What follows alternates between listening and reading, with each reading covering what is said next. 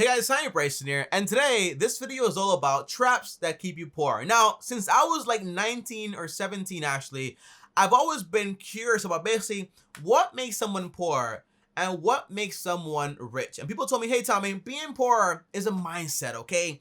It's all about the mindset. And in reality, I realized that basically that was BS, bull, right? And here's why, because basically poor is not something you are, it's something you actually do, right?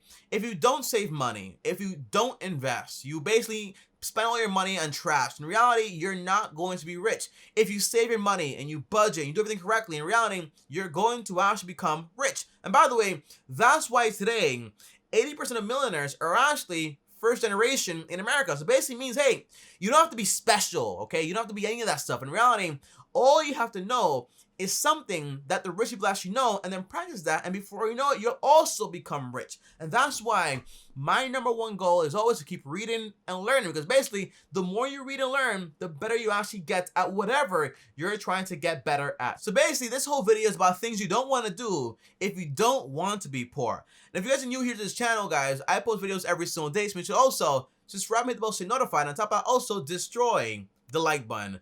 And by the way, guys, overall, guys, okay, being rich is not about reading a lot or being like having a really cool job or anything like that. In reality, it's all about, hey, I have a job, I don't spend all my money, I don't get into debt, I also invest, and in the long run, you will become a very wealthy person. It's that simple. But on top of that, it's not that simple, because most people out there don't know anything about investing or building credit. So the whole idea, the big catalyst, is all about, hey, what don't I know?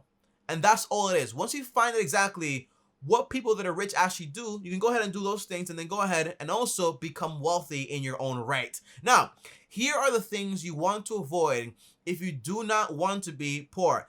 Things that you don't want to do, basically, okay? And the first thing is basically you want to stop trying to look cool, trying to win the lottery, trying to build credit, trying to buy the right car, trying to do all this stuff. Tommy, but life is all about trying. In reality, life is all about doing. Trying in reality, a lot of times, is you justifying doing something wrong and then having negative results. For example, when I was growing up, around 19 or 18, I got my first credit card. I was trying to build credit, so I went ahead and bought a $3,000 laptop that I couldn't afford. I was trying to look cool, so I went ahead and bought a bunch of clothes, very expensive clothes, by the way, trying to look cool. I was always trying to do something, but I was never actually doing anything.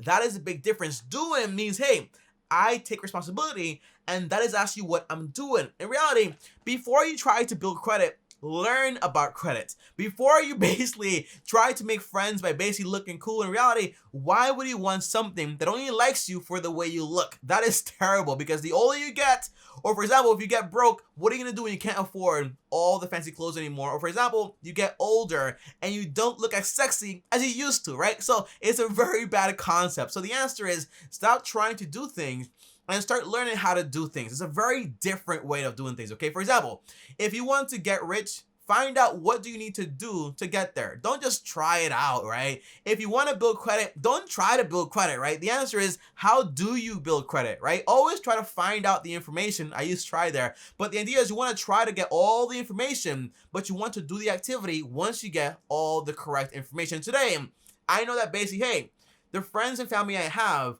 are not with me because basically I look cool, or I'm cool, okay? Or I'm pretty, or I'm pretty cute, whatever, right? That's not true. On top of that, hey, I know to build credit, I found out through information that, hey, the right way is to put a small bill on a credit card and pay it off every single month and let that build up. And over time, I will have pretty good credit. And that's why today I have a 781 or 783 credit score. But hey, I'm not trying to build credit anymore. I'm actually building credit. I'm actually doing something. So instead of actually trying to do something, figure out exactly how to do things by going out there and finding out the information that you need to actually do that thing correctly. Don't try to do something that's actually going to cost you a ton of money. Now, the second thing you want to avoid doing is basically, hey, I don't gamble, but I'm gambling, okay? And the idea is that basically everyone thinks, hey, Tommy, gambling is basically when you go to Las Vegas and you gamble your money away. And by the way, I say Lost Vegas because basically There's a lot of lost people out there gambling and spending all their money away. By the way, not everyone in Las Vegas is a gambler, okay? I want to clarify that right there. But the answer is that if you're gambling, trying to win the lottery, that's not the only thing that's considered gambling. Gambling is basically when you're doing something when the odds are not in your favor, whether that's investing or trying to do something out there. In reality, the odds might not be in your favor. So how do you fix this? The answer is you need information to lower your risk. If I am investing randomly into stocks that I don't know anything about, what am I doing? I'm gambling, right? I'm assuming something's gonna go up in price just because it has in the past. That is not investing, that's gambling, right? But if I want to limit that, what do? I learn exactly how do I invest, how to become a better investor, how do I go out there and do something correctly. And by the way, guys, okay, the best way to avoid something is to figure out all the negative things about it. Sometimes the things you do, they're not good. You only know about the positives and you don't know about the bad things. For example, if you gamble, you're more likely to commit crimes, to be broke, to have an addiction, to also break your family apart. So once you find out all the negatives about something, you're less likely to actually go ahead and do it, because basically it's not all about positives. So basically, before you do something that you have an idea about and gamble, the answer is find out exactly what it takes to be successful. Just because Warren Buffett is an investor does not mean he's gambling. It means that basically he knows something that you might not. But guess what? In books, textbooks, courses, all the information is out there. So all you have to do is just go out there and learn it. And that way you're not gambling, but you're taking mitigated risks that you actually know exactly what you're getting into, and the odds are in your favor. You never want to play a game where the odds are not in your favor. And that's a very poor activity where basically I play the lottery, the odds are in my favor. I gamble, the odds are in my favor. I invest incorrectly, the odds are also not in my favor. You want to do things where basically the odds are always in your favor through learning more and more and more about what you're basically doing. By the way, gambling is never going to be in your favor when it comes to like gambling in like Las Vegas, because basically, hey, the house is always going to win. Now, the third thing you don't want to do is basically impulse buy. Now, I had a very, very bad habit that every time I had money, I impulsively grabbed that money and spend it on clothes, maybe a laptop, maybe some technology, maybe an iPhone, whatever it was, right? I had money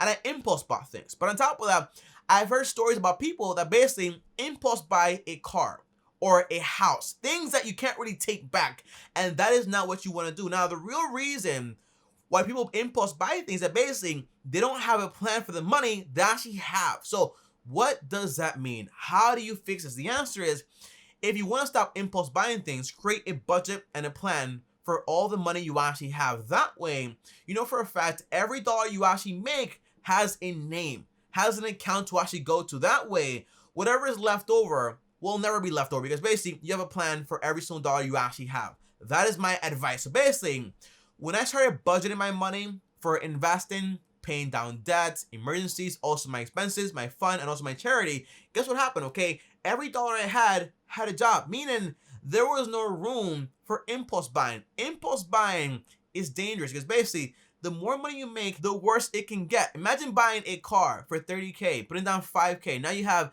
a $500 payment every single month. Buying a house you can't afford. Now you have a $2,000 mortgage every single month. The answer is you have to make sure whatever you're going to do makes sense. If the numbers don't make sense before you buy it, they won't make sense after you buy it. So always run the numbers before you go ahead and impulsively buy something. And by the way, it's normal, but you have to have a budget. That way, all the money you have is going to where exactly it needs to go. And you don't have free money to just go out there and spend it on random things, because basically the money has no purpose and it has no job. Give every dollar you have a job. That's my advice. And by the way, I have videos on budgeting also linked down below. Now, the fourth thing you don't want to do is the surprise factor. Tommy, you know, I have money every now and then, but basically surprises come along and before you know it, I spent all the money. For example, hey, I have a birthday party or Christmas or emergencies or my car broke down or whatever is going on, right? Emergencies, right? No, not really, right? There are no surprises in life, honestly, right? Because basically,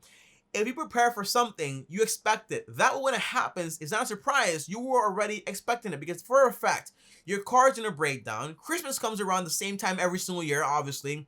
Birthdays also, gifts, all these things always come around the same exact time. So why not go ahead and prepare for them? The way I do it is this, okay? You have to have 3 to 6 months of emergencies. That way, if something crazy happens, you're prepared.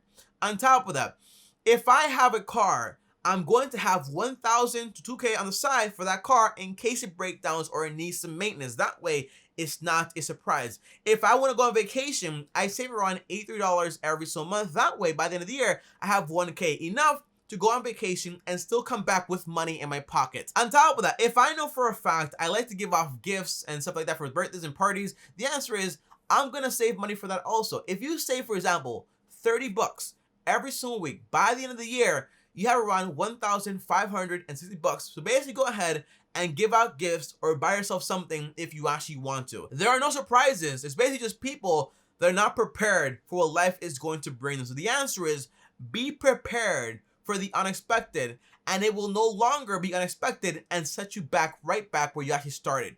You don't want to go back to go in Monopoly, right? You don't want to do that whatsoever. So always be prepared, and that way you're good to go. Have a safety net. Be your own bank, okay? That way you're good to go. Now, number 5 is basically I'm too good for that job, right? I'm too good to do that, okay? That's something you don't want to do or say. For example, I had this one rule. I never wanted to work in a fast food place because basically I thought it was embarrassing. Today, I don't care. If I'm trying to become someone or build something up and I don't have a job, I'm willing to go ahead and take those jobs, basically earn me money to then go ahead and do exactly what I want to do. If I'm being honest here, from the time I started working at age 17, I never liked a single one of the jobs I actually did. The only thing I liked was basically doing YouTube videos. So basically what I did was, hey, I had jobs always, but I always did my YouTube channel on the side full time. That way, while I worked and made money, guess what I did? I saved that money, invested it while I was also doing YouTube until YouTube actually worked out. Today, YouTube worked out obviously, but things like that take time. So if you want to accomplish something in life, don't say, for example, hey, I'm too good to do Uber or to do this job or to work minimum wage. The answer is every job out there is better than being unemployed. That's not what you want to do. And just because you're doing something today does not mean you're going to do that forever. The answer is, I know this too, right? Yeah, basically, when you work something that you don't like working and you hate that job, guess what? You have a lot of ideas about everything else you could be doing. That way, it keeps you motivated and you don't want to stay there. The number one thing is that basically, you don't want to be complacent. If you're complacent, you're going to have a massive issue. But as long as you're working that job and you're working that job making money, you don't waste that money, and you also work exactly what you want to do, for example, an education or a YouTube on the side or a side hustle, whatever you want to do, guess what? That's going to work out eventually, but you have to make money while you're getting to that point also. Now, number 6, guys, is basically the worst attitude to have and to actually practice and actually do.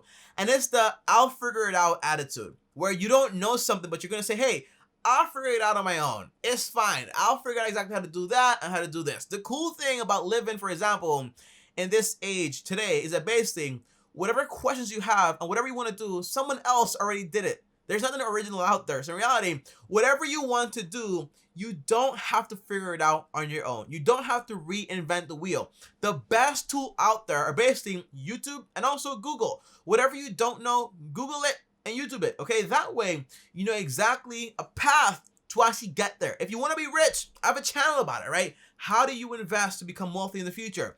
If you want to be the best at cooking, okay? There are a lot of videos out there on how to cook, how to make dishes, okay? Everything is out there. So don't say, for example, hey, I'll figure it out on my own. There is no on your own anymore. Information is out there for the taking, and it's for everyone, okay? So I highly, highly recommend, if you want to do something, don't figure it out on your own. Go out there and do research on it. And overall, the underlying thing about becoming rich, wealthy, or for example, financially free, it's just all about keeping an open mind, learning, and not doing a bunch of things that make you poor. That is all it is. But guys, comment down below and let me know if you found this video helpful. If you did, that's awesome. My job has been completed. And as always, if you like this video right here, guys, well, like this video. On top of that, also subscribe, hit the bell so you're notified. And on top of that, if you want to text me or talk to me one-on-one, join my Patreon, link down below, or send me a DM on Instagram at TommyBryson.